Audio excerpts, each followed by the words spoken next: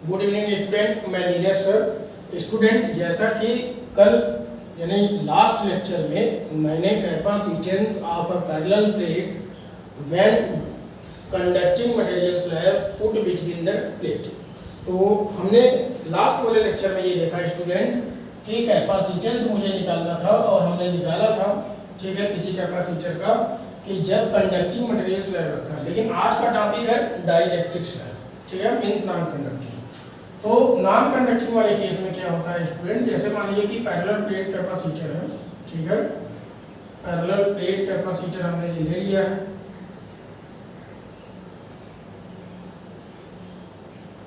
और this is the dielectric material slab, ठीक है।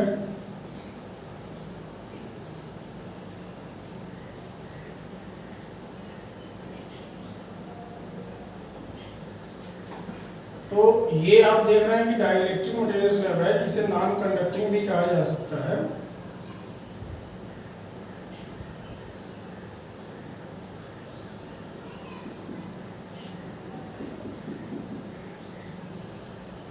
This is connected to the battery.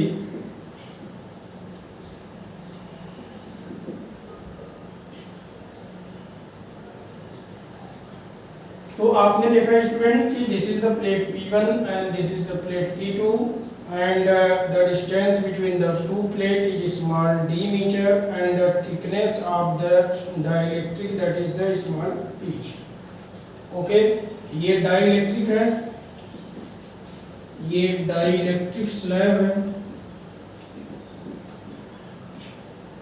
या फिर इसे नॉन कंडक्टिंग भी स्लैब कर सकते हैं, नॉन कंडक्टिंग स्लैब भी क्या कहा जा सकता है, नॉन कंडक्टिंग स्लैब। और कल हम लोगों ने कंडक्टिंग मटेरियल स्लैब के बारे में देखा था, ठीक है। तो जब हमने बैटरी के प्लस से कनेक्ट किया तो this is the becomes positively and this is become negatively and there is the potential zero, ठीक है, terminal A and this is the terminal B, suppose that, and the uniform electric field between the two plate and the surface charge density is sigma। तो दोनों plate का surface charge density क्या है, sigma है। तो concept वही है student, सब कुछ वही है, बस कंडीशन ये है यहाँ पर कि दोनों पैरेलल प्लेट के बीच में हमने डाइलेक्ट्रिक मटेरियल या non conducting material slab put कर रखा है और हमें निकालना है उसका कैपेसिटेंस। तो इस पैरेलल प्लेट का कैपेसिटेंस क्या होगा। तो स्टूडेंट, सबसे पहले कि जैसा कि हम अगर बात करें तो हमने यहाँ पर क्या किया है कि कंसीडर डाइलेक्ट्रिक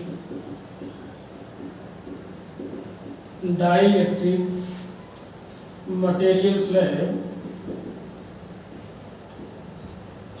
या आपने इसे क्या कहा, non conducting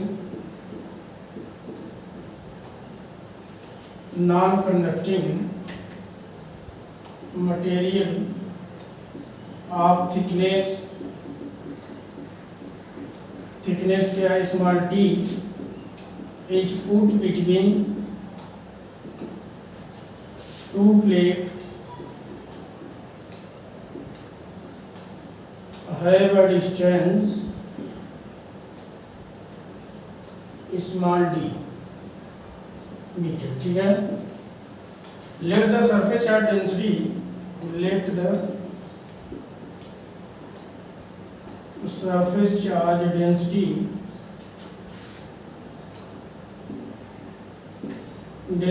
of the given plate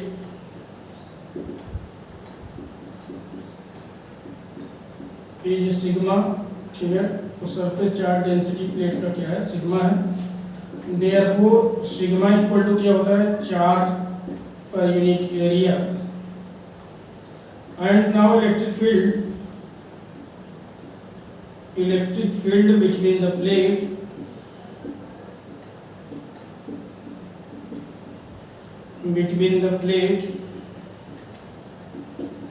is, तो इलेक्ट्रिक फील्ड क्या हो जाएगा, तो इलेक्ट्रिक फील्ड होता है सिग्मा अपान में एप्सिलॉन नॉट। ओके, तो सिग्मा की वैल्यू यहाँ पर रखेंगे तो क्यू अपान में ए एप्सिलॉन, जैसा कि आपने लास्ट वाले लेक्चर में भी देखा था। This is the equation first.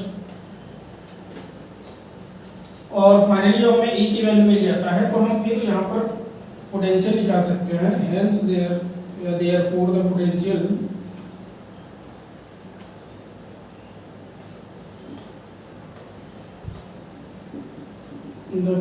difference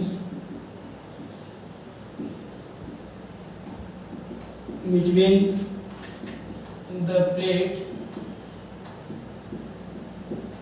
तो प्लेट के बीच में पोटेंशियल डिफरेंस क्या हो जाएगा, V इक्वल टू क्या हो जाएगा। तो देखिए स्टूडेंट यहाँ पर हो जाएगा, पहली बात तो V किसके किसके कंडीशन के बराबर होगा, तो V जो है E D माइनस टी, तो E D माइनस टी के कंडीशन में चलेगा और plus E multiply T by के, ठीक है।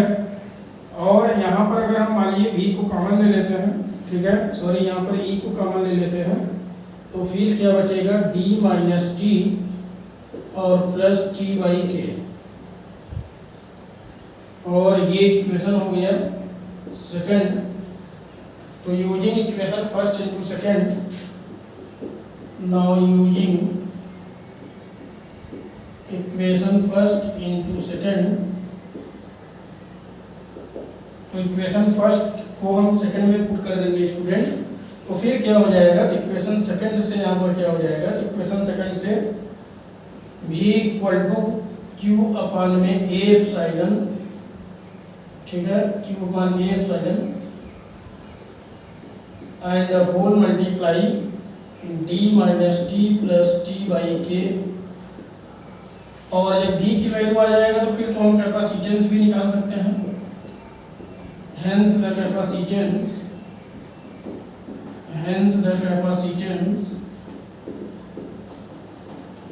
of the given parallel plate capacitor is,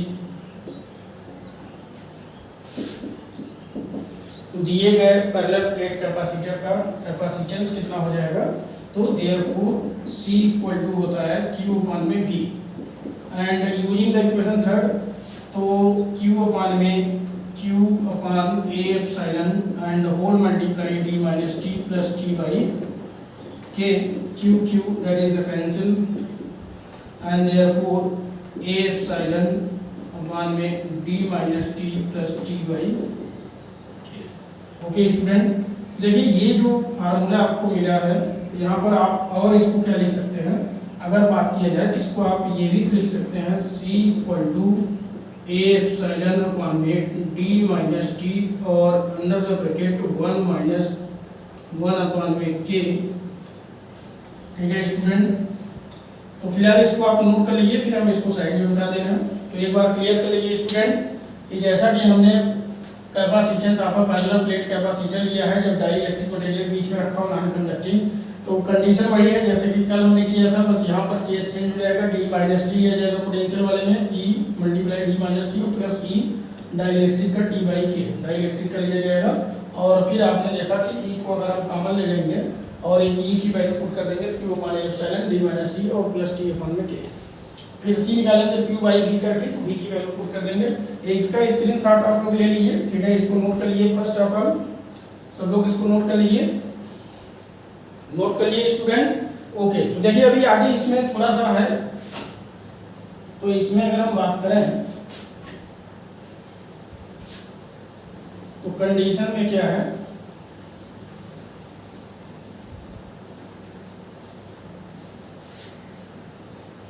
तो स्टूडेंट यहाँ पर जैसा कि आपने देखा कि आप इसकी केस में क्या यहाँ पर राइट कर सकते हैं, तो जैसा कि आया है C equal to A epsilon D minus T plus T by K, या इसको आप लिख सकते हैं C equal to A epsilon D minus T और यहाँ पर 1 माइनस 1 अपान में के।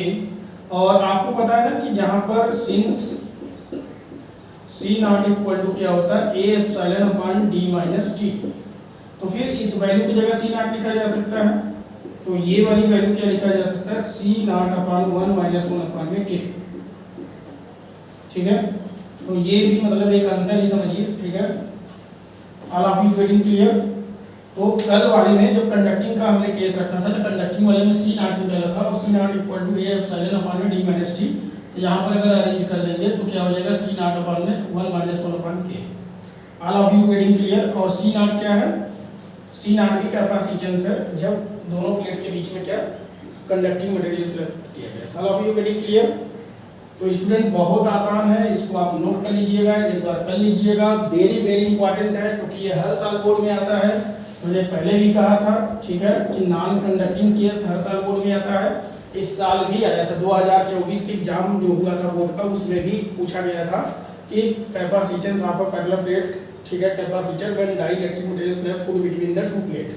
तो इस साल भी आया था, पिछले साल भी आया था, मतलब ये बहुत इंपॉर्टेंट है, ठीक है, इसको जरूर करिएगा स्टूडेंट। और if you have any problem और डाउट और query then you can send और टेक्स्ट अ कमेंट। तो आप एक कमेंट मुझे कर दीजिएगा।